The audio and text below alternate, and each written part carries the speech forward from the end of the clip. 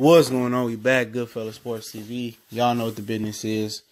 We grinding. Make sure you check us out on Facebook and Twitter. And make sure you smash that subscribe button, hit the bell icon button. All the links are in the description. Make sure you check us out on social media, share the videos, retweet them out. Definitely appreciate everybody for checking in. Want to make a donation to the channel? That link's in the description as well too. And just do me one better, just share the videos.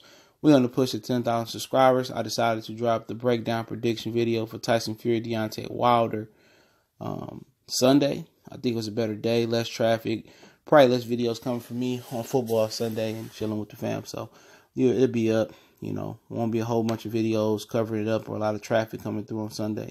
And hopefully everybody enjoy the prediction videos that I do. I just don't get on here and talk about the fight and just go off memory about what I think about the guys. I spent plenty of time breaking down film, looking at both fighters, and to give my perspective and not give a half-ass prediction video, and just, talking about stuff I don't know. And I see a lot of guys attempting to do it now, and they just not comfortable on the road because they don't put in the work, on the film work, and pretty much don't have any knowledge. I won't say no names like T-Street, sorry ass prediction video he did the other day. But hey, that's nor here nor there, okay? Let's get into it. We got Tyson Fury, we got Deontay Wilder. Really two good fighters. Can't take nothing away from both guys. Definitely like both guys, man, for sure. And hopefully this produces a great clash, a classic fight. You already know what the business is, okay?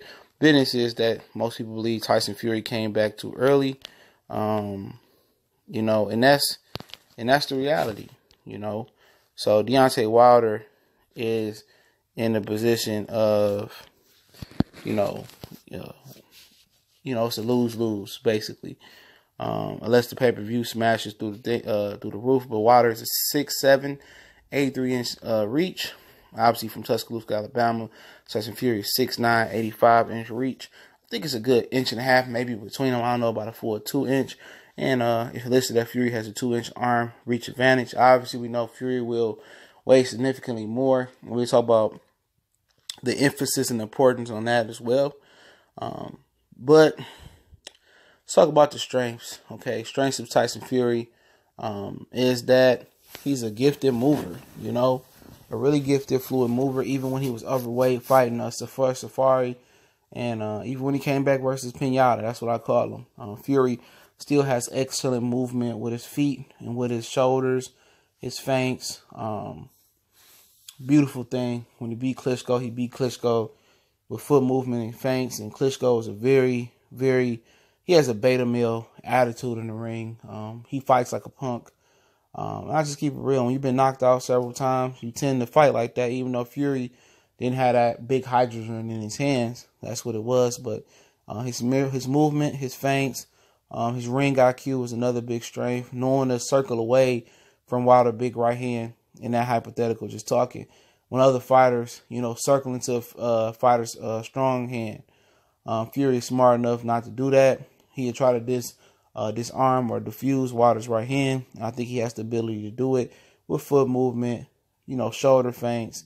Also, really good jab as well, when he chooses to throw it the right way.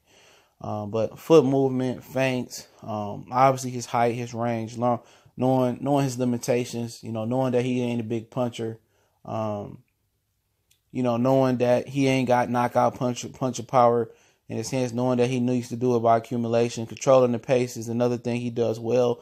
Control distance. He knows how to smother his opponent when he needs to and hold and grab. He's a very educated fighter. He does a lot of things well that people don't think of as attributes. That the control the distance is great for him. And knowing his limitations, I think is a very underrated attribute. And also, he has experience being on the ground as well. He's very seasoned, experienced heavyweight. He's been on the ground, been off the ground, came back and dominated. He's been in some really good wars, some really good fights. In his discipline, he knows what he needs to do. He don't try to get out of character.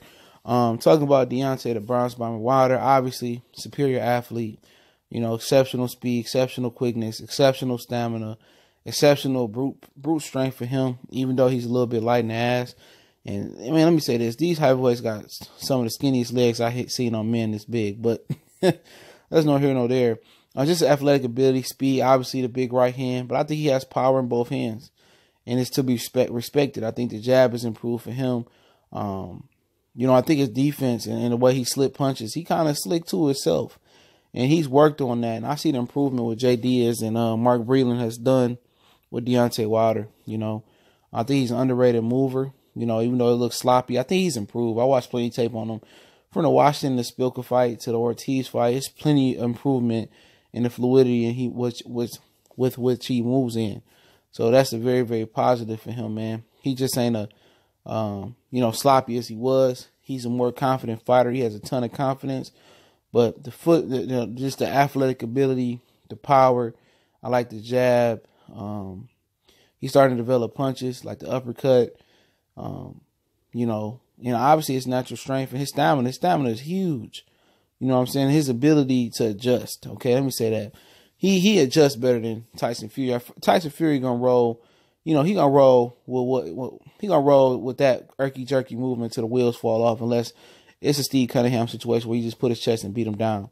But for the most part, Fury just roll with a style until the wheels fall off. Wilder's seen to make adjustments in fights.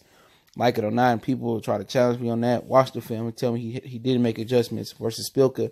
He did make adjustments versus Gerald Washington. He did make adjustments versus Luis Ortiz. You will be lying. Now, talk about the weakness. Weakness for Deontay Wilder, obviously, trigger happy. He gets out of position. He squares up. He's starting to close that gap a little bit. That's true. You know, obviously, another thing, he throws windmills like he's swimming. And sometimes, you know, once that athletic ability drop off and somebody can time him, that could be a problem. But he usually only throws them when he has got his opponent in a position of weakness. And another thing for Deontay Wilder, he moves straight back sometimes. And with Tyson Fury being a taller guy, longer guy, if Fury really steps into some of his shots and steps as Deontay Wilder back straight up, that could be a problem. Also, Wilder will be at probably a 40-pound weight disadvantage. And I noticed Gerald Washington, every time he jabbed him, he will move Deontay Wilder's body completely back. So the size at some point, the weight differential can be a problem. But he comes in tremendous shape, so that shouldn't be an issue right now until he get older. And like I say, he just got out of position. Sometimes he just, sloppy. He squares up, but he can get away with it because he's so long. He's so powerful. He's so fast. You know what I'm saying? The speed. Speed is his biggest advantage in this fight. But the speed. Speed allows him to get away with things that usually other guys don't. His height and his length as well. Talking about Tyson Fury, obviously fitness is going to be one of his biggest weaknesses. Another big weakness for Tyson Fury, he don't have knockout power. But you always got to respect any heavyweight power. But he doesn't really seem to have the one-punch knockout power. He's an accumulation puncher. Also, Tyson Fury has no margin for error in this fight. That's a huge weakness. He got to box the perfect fight. If he get clipped and go down, and he doesn't have that in his back pocket where, he probably punched Wilder one time and knock him out early on. I just don't see that happening. You know what I'm saying? Obviously, the fitness, the stamina we talked about, the lack of punching power. And also, let me say this, Tyson Fury can't switch it. Let me say that. But I don't think it'll be smart for him to switch it, and we'll speak on that in a little later. But, that's pretty much it for Tyson Fury. He's experienced. They both experienced fighters. I don't see too many other weaknesses in Fury. They've both been on the canvas before. But other than the fitness, the stamina, and the speed disadvantage he had, and the lack of power, not too much weakness for Tyson Fury. But, hey, if Tyson Fury wants to win this fight, what does he have to do? Ladies and gents, he got to keep the fight. People say he got to keep the fight in the middle of the ring. Let me tell you this: Tyson Fury would be smart to press Wilder to the ropes too, and make it look like he winning the battles and stuff. Just press him to the ropes, punching him to the chest. I wouldn't advise him to throw that jab to the body until he gets acclimated to Wilder's speed. But if he can push Wilder to the ropes as well, and then let his hands go and smother him like he did Klitschko and he does other opponents, and make it look like he dominated Wilder. These judges today, ever since Canelo Triple G1 seem to start to score fights for the aggressor. So if Fury could push Wilder to the ropes and like aggressor, he have a 40-pound weight advantage, and Gerald Washington had roughly a 29. No, I would say a 19. 19-pound weight advantage. He was pushing Wilder around and pushing him to the ropes with his jab to the chest and his jab to the head. But it's going to be very important for Fury, to keep it to the middle of the ring and press and put Wilder on the back foot. You know what I'm saying? Wilder has improved his back foot action, but I would put him on the back foot, jab him, flurry on the ropes, tie him up, reset, take it to the middle of the ring. And the first thing to do to beat Wilder is to have a really strong, solid jab and punch through the target, a power jab. Ortiz came with a real strong power jab. Gerald Washington had a really strong power jab, and it gives Wilder trouble. It throws Wilder's timing off for a straight right hand. You know what I'm saying? It throws Wilder's timing off of his jab. And if Wilder's jab ain't pumping, then the right hand ain't that big of a challenge. If you could take Wilder's jab away and make him stop jabbing like Luis Ortiz did, and he ain't that confident in that right hand, then he'll start doing like a lead left hook and then try to land the right hand. I would make Wilder beat me with something other than the jab and the right hand. If you take away the jab, the right hand ain't that potent, in my opinion. But also, Tyson Fury throws a really, really sloppy punches. I mean, people talk about windmills that Wilder throw. Fury throws some sloppy punches. He slaps with the lead left hand. He slaps with the straight right hand. He slaps with the right hand over the top. He throws some very sloppy punches. And if Tyson Fury was able to learn how to kind of punch like he did with Pinata and really punch really straight, if I'm Fury, I'm thinking more straight punches this fight. I want to throw way more straight punches. I want to throw a power jab down the middle. I want to double that jab up and right hand down the middle. Keeping straight punches. I'm moving. I'm sticking straight punches. I'm keeping Wilder, honest. Keeping walking away from Wilder's straight right hand. And I'm just jabbing straight right hand, switching up the speed of the jab, power jab, peppering jab, right hand, doubling the right hand up, keeping Wilder guessing. Then I'm mixing in that little sweeping left hook that he throw to keep Wilder off balance. You know what I'm saying? That's what he needs to do. Stay away from the right hand. Jab, power jab. Take Deontay Wilder jab away. Even if you got to counter his jab, take it away. And once Wilder don't have a jab and he start reaching with the right hand, if you counter him the right way, you can score the knockout. You know what I'm saying? Long story short for Fury, Fury the jab is going to start it off with Tyson Fury. Power jab, pushing Wilder back, moving, feinting, keeping Wilder thinking like Ortiz did, and taking Wilder jab away, making Wilder scared to let the right hand go, moving away from the right hand, and shooting your own right hand in there, and occasionally your sweeping left hook and pushing Wilder to the ropes, letting your hands go, and then tying them up, and then doing it again, taking it to the middle of the ring, then pushing them to the ropes. That's what I would do if I'm Tyson Fury to be victorious in this fight. Deontay Wilder, short, simple, sweet for Wilder. I think Wilder needs to come out fast, quick. Most of the time Wilder takes some rounds to fill out. He likes to make adjustments. Probably about the 4th, 5th round. I think he needs to come out fast. And with blazing, letting his hands go, showing Fury that it's a different breed, a different speed. And I think the speed is the number one problem for Fury in this fight, along with Wilder's power and his fitness. And I think if Wilder, uses speed early on, comes through with a jab, double the jab up, get the jab working, and fire the right hand behind that, fire the left hook occasionally and press Tyson Fury backwards and let Fury know he's the boss in there, possibly jab to the stomach here. And I noticed that, Wilder do some really good body shots versus Gerald Washington, throw some good, left hand body shots, right hand body shots. I think Wilder need to come out smoking fast, double jab, right to the face of Tyson Fury, show Fury no respect, push Fury, press Fury the whole first fight, see if Fury can deal with the speed and the power. Don't let him get comfortable, and I try to end this fight quick, fast, and in a hurry. And another thing I meant to say about Tyson Fury is that Fury is a switch hitter, but I think it's not in his best interest to switch hit in this fight. And I say that because Ortiz is a natural southpaw, so he knew, and Spilka knew what they need to do to keep from the right hand for Wilder from getting in. They knew they had to keep their lead foot on the outside of Wilder. I don't think Tyson Fury is completely comfortable with that. And if, in the southpaw position, for orthodox, if the opponent's a southpaw, it's easier to get that straight right hand off. You know what I'm saying?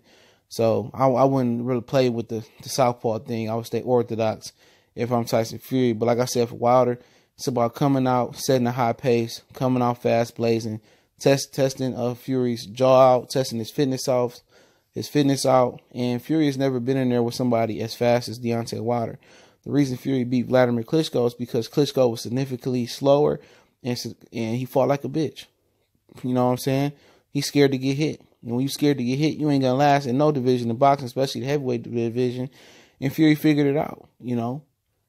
Klitschko was scared to get hit, even by quote unquote feather-fisted Tyson Fury. But I think this fight is gonna play out. I think I think Wilder, is not gonna come out hot like I think he should. I think he'll come out a feeling period, and I think Fury may take the first round, and I think Fury might take the second round. But I think by the third round, things start to heat up. I think Wilder takes a chance. I think he said he feels that Fury don't have enough power to hurt him. And I think he starts pressing the attack a little bit more, or walking Fury down, using his jabbing to the belly, jabbing to the head, mostly to the head. And, I think he hits Fury with a couple right hands to get Fury mind, right. And I think this goes about 5 rounds. I think it might go longer than 5, I want to say. I think this go around 5. I'm going to say 5 rounds, And I think Deontay Wilder's going to knock out Tyson Fury in 5.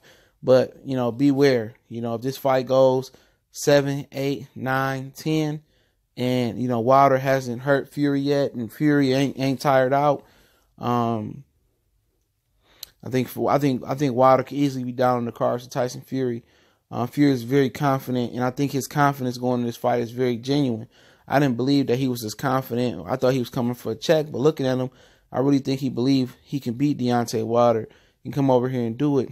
And, mental health, quote unquote mental health, even though I don't buy that BS, this is the greatest challenge. But I think Deontay Wilder going to get him out there in 5. It's a tough fight, a tough battle for both guys, I believe. I think Wilder makes a statement. I think he knocks Tyson Fury out with a right hand.